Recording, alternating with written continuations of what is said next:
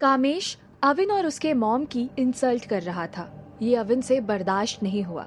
वो जोर से चीखा, मिस्टर कोठारी, जबान संभाल कर। ये सुनते ही कामेश की आंखें गुस्से से बड़ी हो गई। उसने ऊंची आवाज में कहा, आवाज नीची लड़के। अविन गुस्से से लाल पीला हो रहा था। वो आगे बढ़ा लेकिन अनु ने उसका हाथ पकड़ लिया। अविन ने अनु को देखा। उसने एक झटके से अपना हाथ छुड़ाया और कामेश कोठारी के सामने जाकर खड़ा हो गया। अविन ने अपनी शर्ट की जेब से अभिमन्यु का लिखा हुआ लेटर निकाला और उसे कामेश के मुंह पर फेंक दिया। ये देख कामेश जोर से चिल्लाया, What the hell is this? Avin और ज्यादा ऊंची आवाज में बोला, खबरदार जो मेरी मॉम की और ज्यादा इंसल्ट की तो। कामेश ने अभिमन्यु का लिखा हुआ वो लेटर पढ़ा और अविन और अनु को घूर कर देखा। कुछ देर रुक कर वो जोर से बोला, अच्छा तो ये बात है, साला अभिमन्यु पूरी प्लानिंग करके गया है। अविन ने कामेश से कहा, अरे मैं तो आया ही था इस रिश्ते को मना करने, वो तो बस मॉम के कहने पर यहाँ आ गया। मुझे लगा शांति से बात करके ये सगाई करने से मना करूंगा, लेकिन तुम उस लायक नहीं हो कोठारी। मुझे तुम्हारी बेटी में जरा भी इंटरेस्ट नहीं है। मैं ये एंगेजमेंट अभी इसी वक्त तोड़ता हूँ। अविन ये कहकर पीछे मुड़ा। उसने अनु से कहा, मॉम चलो यहाँ से, मैं तुम्हारी और ज्यादा इंसल्ट होते हुए नहीं देख सकता। अविन उनका हाथ पकड़कर वहां से जाने लगा, तभी कामेश जोर से चिल्लाया, रुको। अविन ने पीछे मुड़कर देखा।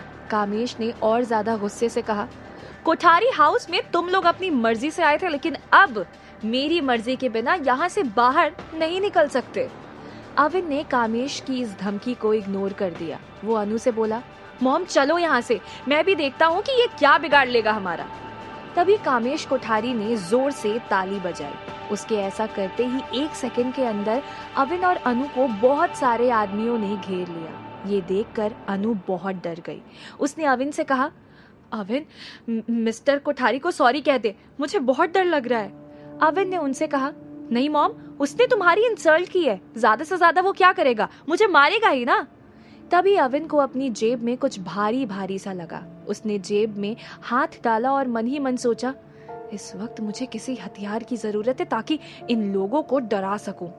कामेश ने अविन को जेब में हाथ डालते हुए देख लिया था। उसी वक्त उसने अपने आदमियों से कहा, पकड़ लो उसे। 2 आदमियों ने आगे बढ़कर उसे पकड़ लिया। अविन जोर से चीखा, छोड़ दो मुझे।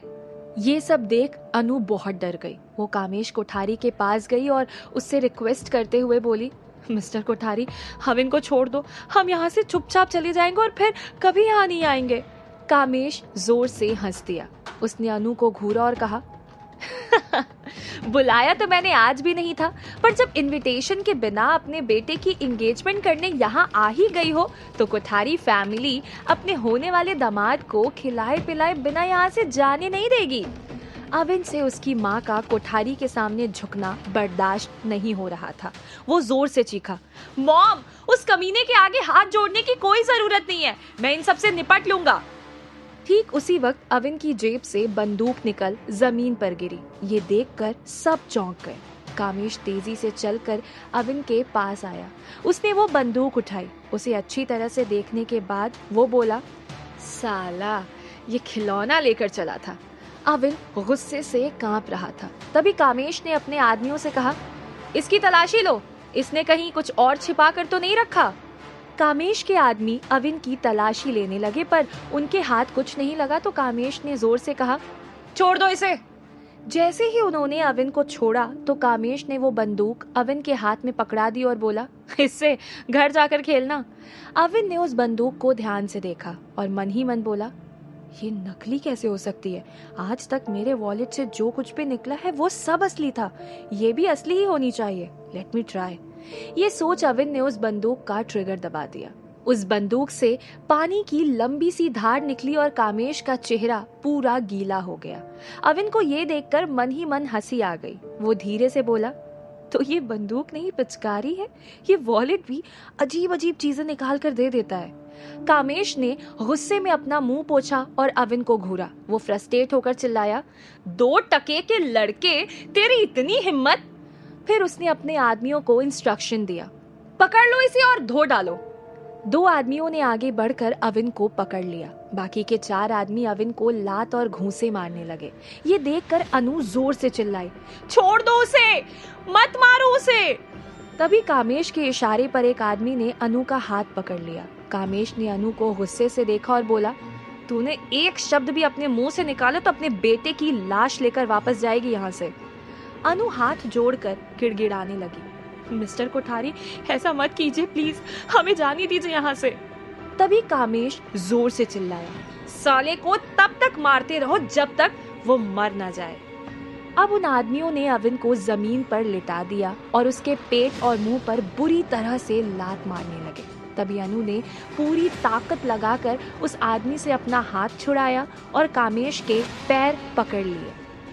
उसी वक्त हॉल का दरवाजा खुला और 2 सिक्योरिटी गार्ड भागते हुए अंदर आए। कामेश उनकी तरफ देखकर जोर से चिल्लाया, मैंने किसी को भी अंदर आने से मना किया था ना।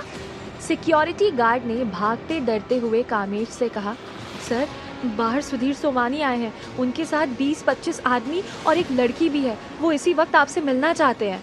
कामेश ये नाम सुनकर चौंक गया। वो मन ही मन बोला, सुधीर सोमानी, सोमानी एंड सोमानी सन्स का मालिक, अब ये इस वक्त क्यों आया है?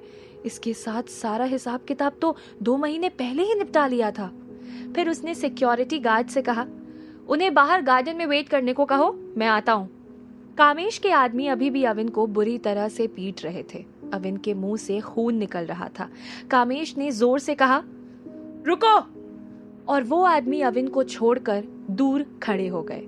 तभी अनु दौड़कर अविन के पास गई। उसने उसके बालों को सहलाया और बोली, ये क्या हालत कर दी तेरी इन लोगों ने, कितना खून निकल रहा है। उसी वक्त कामेश ने अपने आदमियों को इंस्ट्रक्शन दिया, इन दोनों को अंदर कमरे में ले जाकर बंद कर दो।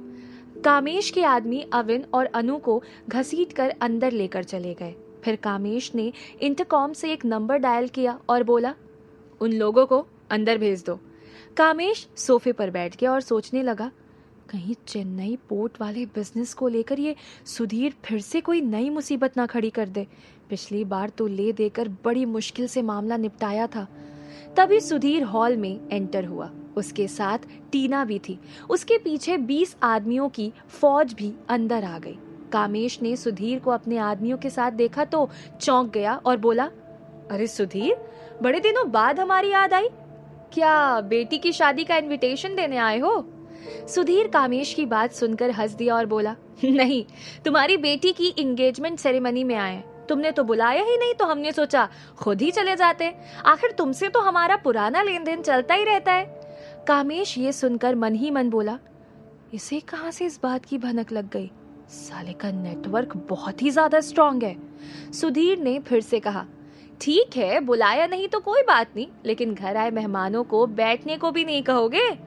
इस पर कामेश ने कहा, अपनों से कैसी फॉर्मेलिटी, बैठिए ना सुधीर। तभी सुधीर ने कहा, हम यहाँ बैठने नहीं आए कोठारी, तुमसे एक बहुत जरूरी काम था। कामेश ने मन ही मन सोचा, इसे मुझसे कौन सा जरूरी काम आ गया? इसे तो अपना काम निकलवाने के लिए किसी की जरूरत नहीं पड़ती। सुधीर ने कामेश की तरफ देखा और पूछा, तुम्हें अभिमन्यु देसाई याद है? सुधीर के मुंह से अभिमन्यु देसाई का नाम सुनकर बुरी तरह से कामेश चौंक गया। उसने एक्टिंग करते हुए कहा, कैसी बात करते हो सुधीर, उसे मैं कैसे भूल सकता हूँ? एक जमाने में मेरा जिगरी यार था वो। सुधीर कामेश के करीब आकर खड़ा हो गया। उसने कहा, चलो अच्छा है, ये तो याद है तुम्हें। उसका एक बेटा भी था, वो याद है तुम्हें? कामेश सुधीर की बातों से फ्रस्ट्रेट हो रहा था। उसने मन ही मन सोचा, लगता है ये सारी इन्फॉर्मेशन निकाल कर आया है। साले को ये भी पता चल गया कि अभिमन्यु का बेटा और उसकी वाइफ यहाँ आए हैं। कामेश ने एक्टिंग करते हुए कहा, उस बात को तो काफी वक्त हो गया, मुझे ठीक से कुछ याद नहीं है। सुधीर ने कामेश के चेहरे के एक्सप्रेशन नोटिस किए और बोला, फिर से याद करने की कोशिश करो कोठारी, मुझे कोई भी इन्फॉर्मेशन गलत नहीं मिलती। अभिमन्यु का बेटा और उसकी वाइफ चंडीगढ़ आए हैं तो वो तुमसे मिलने जरूर आए होंगे। कामेश ने इमिडिएटली कहा, टू बी ऑनेस्ट, मुझे इस बारे में कुछ नहीं पता। सुधीर ने गहरी सांस ली और फिर कामेश के कंधे पर अपना हाथ रख दिया। कामेश ने उसे घूरा। सुधीर ने कहा, ठीक है, जैसी तुम्हारी मर्जी, आज रात चेन्नई पोर्ट पर तुम्हारे 2 कंटेनर यूएस से आ रहे हैं। मुझे अंदर की बात सब पता है और मैं ये भी जानता हूँ कि कस्टम ऑफिसर के साथ तुम्हारी फुल सेटिंग है। और तुम भी ये अच्छी तरह से जानते हो कि उन सारे कस्टम ऑफिसर्स का बाप मेरा छोटा भाई है। तुम कहो तो उसका नंबर डायल करूं? ये बोल सुधीर ने जेब से मोबाइल निकाला और नंबर डायल करने लगे। कामेश ने उसी वक्त उसे रोकते हुए कहा, सुधीर ऐसा मत करो, पिछली बार बहुत नुकसान हो गया था। सुधीर ने मोबाइल वापस अपनी जेब में रखा और कामेश की तरफ देखा। तो ठीक है, अभिमन्यु का बेटा मुझे सौंप दो, मैं भी अपना मुंह बंद रखूंगा। कामेश ने मन ही मन सुधीर को गाली दी। सुअर का बच्चा, ये अब कुछ ज्यादा ही कर रहा है, इसे किसी तरह ठिकाने लगाना ही पड़ेगा। सुधीर ने फिर से कामेश से कहा, अभी भी कुछ सोचने को रह गया है क्या कोठारी? कामेश ने कहा, नहीं नहीं। सुधीर ने कहा, तो फिर देर किस बात की? अपने आदमियों से कहो अविन देसाई और उसकी माँ को लेकर बाहर आए। क्या कामेश अविन और उसकी मॉम को छोड़ देगा? क्या दुश्मनी है सुधीर की कामेश कोठारी से?